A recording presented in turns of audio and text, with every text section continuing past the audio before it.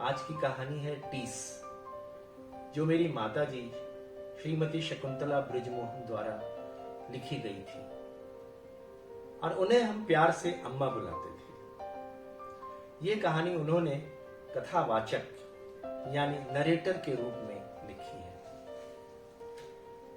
मैं एक लेखिका हूं। भूमि पर पड़े बच्चे की दुर्दशा देख मेरी कलम रुक नहीं पा रही थी। मेरे घर के पास एक गरीब परिवार रहता था। उसके घर में जब पहली बार बेटा हुआ तो पति पत्नी के चेहरे खिल उठे। शायद अभी से उन्होंने बेटे को अपनी वृद्धावस्था का सहारा समझ लिया था। जब बच्चा 3 साल का होने के बाद भी नहीं बोला, तब वे उसे डॉक्टर के पास ले गए और तब उनको पता चला कि बच्चा गूंगा है। तब उनको हार्दिक दुख हुआ। उनके सपने छिन्न भिन्न हो गए। वो समझ गए कि यह बच्चा उनका क्या सहारा बनेगा। अब उनको ही जीवन पर्यंत उसको सहारा देना पड़ेगा। दिनों दिन उस बच्चे के प्रति उनकी वितृष्णा बढ़ने लगी। कुछ वर्षों बाद उनके दूसरा पुत्र उत्पन्न हुआ। आशा निराशा के झूले में झूलते जब 2 साल बाद बच्चे ने बोलना शुरू किया तो माता पिता को अपार प्रसन्नता हुई। उन्होंने उस बच्चे पर अपना पूरा प्यार उड़ेल दिया। जब दोनों बच्चे कुछ बड़े हो गए, तब एक दिन पिता ने बड़े बेटे से अपनी साइकिल साफ करने को कहा। बड़े बेटे ने बड़ी मेहनत से खूब अच्छी तरह सफाई करके साइकिल चमका दी। उसने पिता की तरफ बड़ी आशा से देखा कि वह उसे शाबाशी देंगे, पर पिता उसे अनदेखा करके चले गए। उसके किशोर हृदय को बड़ी चोट पहुंची। अब रोज ही गूंगे को साइकिल साफ करनी पड़ती थी। एक दिन जब वह साइकिल साफ कर रहा था तो साइकिल गिर पड़ी। पिता चिल्लाकर बोला, इस बेवकूफ से कोई काम नहीं होता, घर बैठे मुफ्त में खाता रहता है।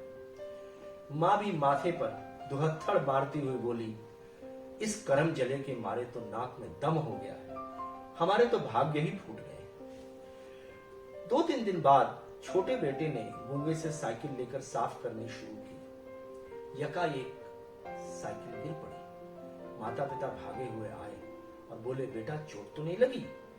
तुम क्यों सफाई कर रहे थे? ये तुम्हारा काम नहीं है। तुम तो पढ़ो लिखो और बड़े आदमी बनो।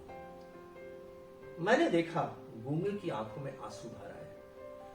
उन करुणा से भरी बेबस निगाहों की भाषा कोई भुक्त भोगी ही समझ सकता था। यह पत्थर दिल इंसान क्या समझते। अब जरा सी गलती पर गूंगे को गालियां सुनने को मिलती। वह अपना दुख किसी से कहकर मन भी तो हल्का नहीं कर सकता था, क्योंकि वह गूंगा था, लेकिन आंखें ही उसका दुख प्रकट कर देती थी। उसकी आंखों से गहरी विवशता के आंसुओं की बूंदें मुझे दहला देती थी। एक दिन जब मैं उनके घर पहुंची तो देखा कि दोनों बेटे खाने के लिए बैठे हैं। मां ने सब्जी, दाल, मिठाई इत्यादि छोटे बेटे की थाली में रख दी और गूंगे की थाली में थोड़ी सी पतली दाल और सूखी रोटी रखकर थाली उसकी तरफ खिसका दी और बोली, अब तो जीवन भर इसे खिलाना ही पड़ेगा। अपनी थाली का खाना देख उस गूंगे ने छोटे भाई की तरफ देखा। उसकी आंखों में आंसू छलछला आए। मैं आए दिन उनके घर जाती रहती थी। गूंगे की दुर्दशा देख मेरा जी कांप उठता था। उसने मेरी आंखों में अपने प्रति प्यार देखा था, इसलिए मैं जब भी जाती वह खिल उठता था। मां ने घर का सारा काम गूंगे से लेना शुरू कर दिया था। वो बड़ी लगन से सभी काम करता था, पर मां ने उसकी तरफ कभी प्यार या शाबाशी के साथ देखा भी नहीं था। अगर उससे कोई काम बिगड़ जाता तो वह चीख कर उसे कोसती। मां का बेटे के प्रति ऐसा व्यवहार देख मुझे आश्चर्य होता था। मां तो ममता की देवी होती है। अपने बच्चों के लिए प्राण देने में भी वह संकोच नहीं करती। अगर बच्चा गूंगा हो तो उसके क्या दोष?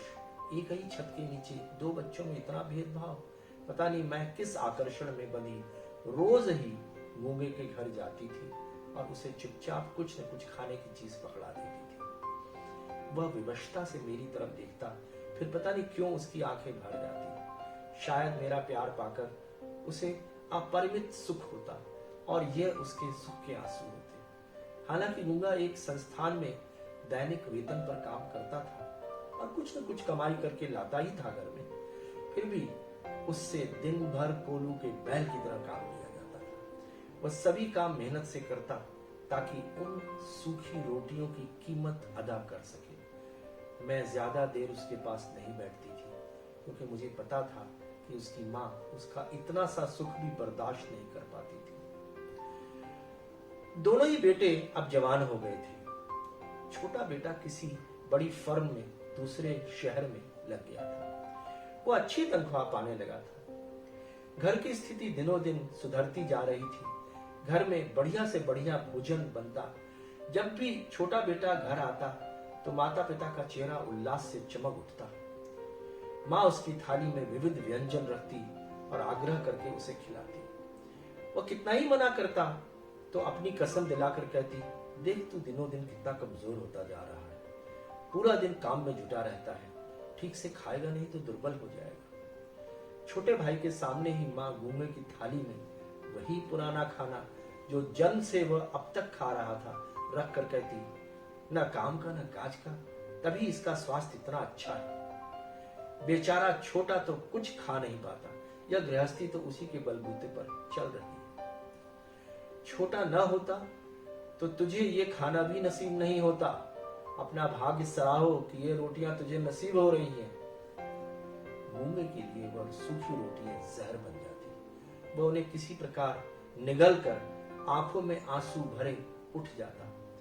आश्चर्य था, उस घर के सभी प्राणी निर्दयी थे। किसी दिन भी छोटे ने मां से यह नहीं कहा कि उसे वह भेदभाव नहीं रखना चाहिए। छोटा बेटा अच्छा काम आने लगा तो मां ने उसका विवाह कर दिया। उसके 2 बच्चे भी हो गए। छोटे बेटे की पत्नी ने जब गूंगे की यह दुर्दशा देखी तो वह भी सास ससुर और पति के रंग में रंग गई। पूरा परिवार सैर के लिए पहाड़ों पर जाता। उस समय वो गूंगे से कहते कि तुम घर की ठीक से देखभाल करना। परिवार के दिन फिरते चले गए पर गूंगे के दिन नहीं फिरे। शायद नियति को गूंगे पर कुछ दया आ गई थी। कम से कम उसका स्वास्थ्य अच्छा था, वरना बीमार पड़ने पर उसकी कैसी दुर्दशा होती ये मैं जानती थी। घर में इतना पैसा होने पर भी नौकर नहीं रखा गया था। सभी काम गूंगे को करना पड़ता था। रात जब वो बिस्तर पर लेटता था तो उसका जोड़ जोड़ जरूर दर्द करता होगा। शायद वो अपने दुर्भाग्य पर रोता भी होगा।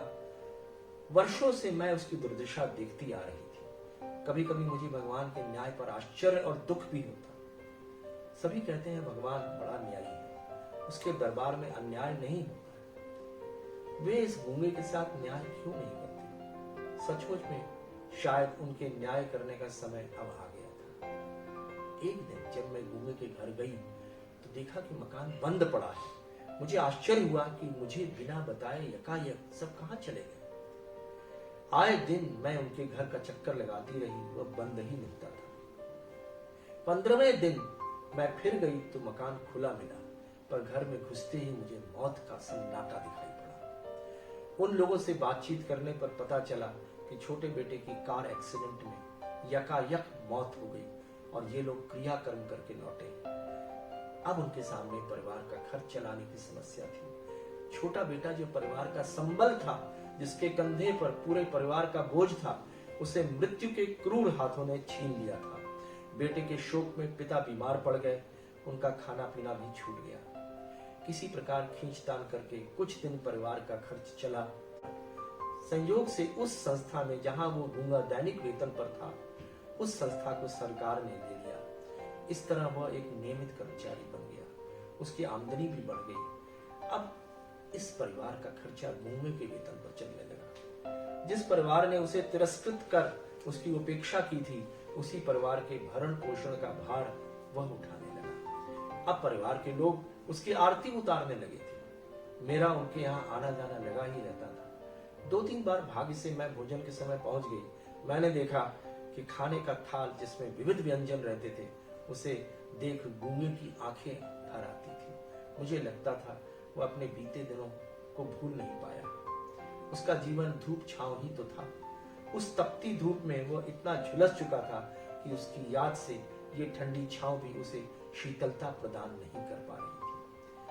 अपने तिरस्कृत जीवन को क्या वो भूल सकता था? माना परिस्थितिवश उसे यह सम्मान मिला तो था, पर बीते दिनों की मानसिक यातना शायद जीवन पर्यंत उसे खलती रहेगी। ये आंसू तो प्रतीक है जिनको वे जीवन भर पीता रहा। ये थी कहानी टीस। एक ही मां के दो बच्चों में भेदभाव इस हद तक बढ़ गया कि गूंगे बेटे ने अपनी परिस्थितियों के साथ समझौता कर लिया था, लेकिन परिस्थितियां बदलने के बावजूद भी उसके मन की वो टीस अभी भी बनी हुई थी। जिंदगी में कुछ जख्म ऐसे होते हैं जो कभी भरते नहीं, वे मन में एक टीस की तरह घर कर लेते हैं। इन शब्दों के साथ मैं कृष्ण मोहन आपसे विदा लेता हूं। बहुत शीघ्र ही कुछ अन्य मार्मिक कहानियों के साथ आपसे फिर जुड़ूंगा। तब तक के लिए नमस्कार।